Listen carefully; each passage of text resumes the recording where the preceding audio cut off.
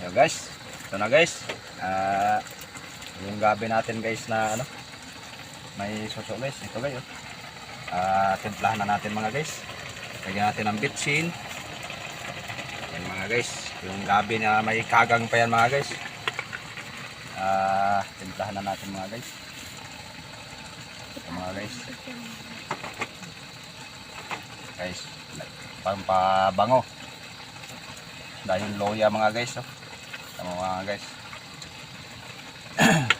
Ganito lang dito guys sa ano, bundok mga guys. Pagka ano, hindi mo na kailangan bilhin mga guys. O mga guys, yung porong gata natin mga guys, ilagay na natin yan. Ginataan na gabi yan mga guys, na may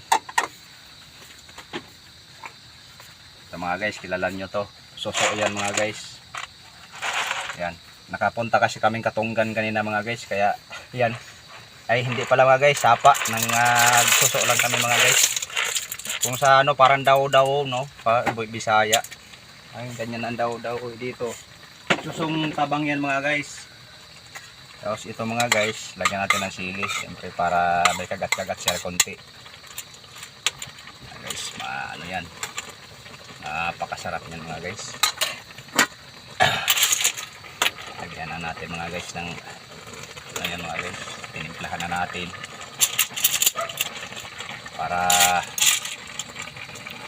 ano mamaya mga guys, sabay haluin na natin mga guys. Ayan o, may ano rin yan mga guys, kagang na maliliit, ano ba, talangka kung tawagin nila sa Tagalog.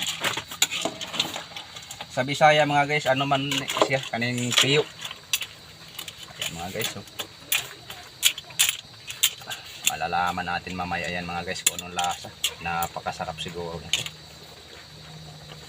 Okay mga guys, update ko na lang kayo mamaya mga guys.